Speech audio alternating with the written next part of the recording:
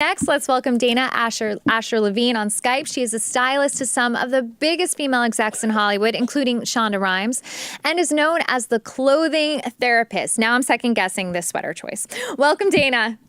Hi. How are you? Hi. Good. Well, thank you. You've dressed numerous Hollywood execs. What's your process if someone like Shonda Rhimes comes to you and asks you to dress her for an event?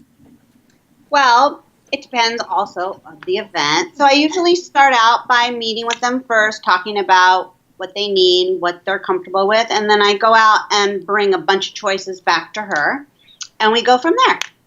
In your work, you emphasize dressing real women of all sizes and ages. Why is this important to you?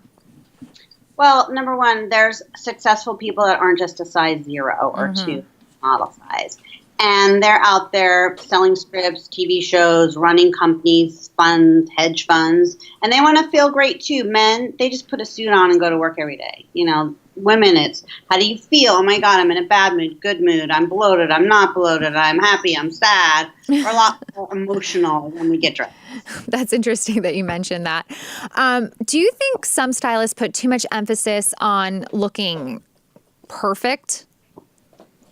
Well, I wouldn't say it's always about looking perfect. I think it's always about what they want to represent, whether it be a certain designer or watch or makeup. So they have a different motivation than, say, I would. I just want the whole picture to be good. I don't have someone saying, oh, my God, you have to wear Dior, you have to wear this, you have to wear that. I get it, kind of just do what I want. Is that because in certain stylists maybe work with certain designers, so they have to push that brand, where for you it's more... Or they're also like doing a PR stint for a movie, or they're doing stuff like that where designers want to be represented. I mean, for me now, when I first started working, writers weren't celebrities. I was trying to find the right words for that. But now they are. Like in the olden days, people wrote shows. You weren't like getting clothes for Marcy Carsey Productions. It wasn't that way back in the day. But now writers are celebrities. So it's a whole different world. And studio presidents are celebrities and executives are celebrities. So it's kind of like a fine line of, being dressed properly. And also my clients can't accept free things. Like they can't take free clothes because like the president of Fox / Disney, they can't accept gifts over $500. So right, because it's bribery. Yeah, right. I'm sorry. I don't take stores don't pay. I don't take commission from stores. They would like to. Some stores would like to pay me commissions, but I choose not to accept that. You mentioned how the celebrity definition is broadening because we're seeing executives, writers, producers in the limelight. Do you think the entertainment industry is becoming more inclusive and accepting of real women because you're not just having the size 2 actress?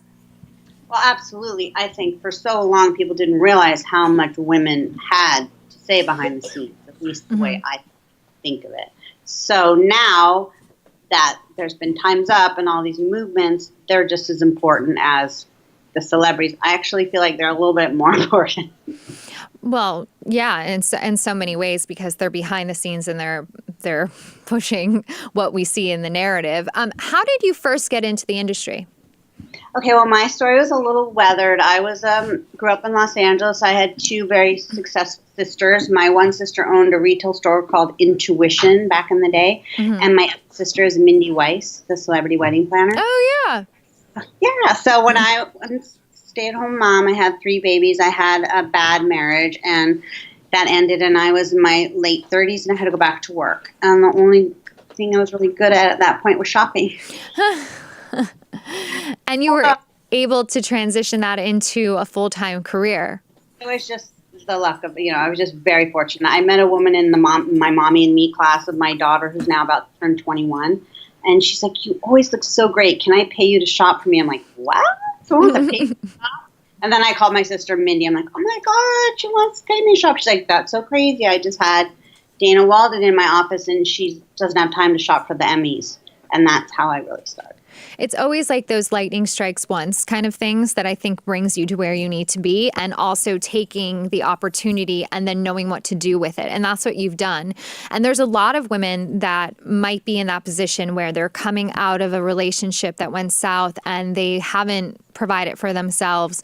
What advice do you have for those women who are hoping to do what you do? My advice is always to follow your passion. Like, what are you passionate about? My very first thing, what I did before shopping was needlepoint, because I loved needlepoint, and people never finished their needlepoint. So they would pay me to finish their needlepoint, and I actually made a business out of that. I know another woman that loved to grow tomatoes, and she got stuck in the same situation to me, and then she went to those like public farms, and she started making, doing tomatoes, and now she's the tomato lady. Yeah. So just follow your passion. Take what you really love and what you're good at and go for it. It's so different now. There's so many more opportunities. There's social media. There's so many ways. When I started work, there wasn't even Facebook. I mean, there was nothing. So it's really word of mouth, which is very powerful. But like you said, social media just makes it so much more accessible for people. Yeah, and just follow your passion, whatever it is. Even if it's like anything, pottery, whatever it is, and you'd be surprised at how many people have the same interests as you do. Yeah, and also your hobby can be monetized. So always think with the entrepreneurial spirit. Yeah, definitely. Finally, what steps do you take when you're putting together your own outfit in the morning? And do you feel pressure because you are now this big deal Hollywood stylist? Well, the sad thing is I always get depressed because I have nowhere to go, and I'm dressing all these people for this glamorous gown and everything. I'm like, I want to go to the party. So yeah, don't put Cinderella in the corner. For me, I have a uniform, so I just wear jeans, a colorful blouse, and a color pair of Gucci loafers every single solitary day. I have Gucci loafers in every color, and that's my uniform. That's your uniform.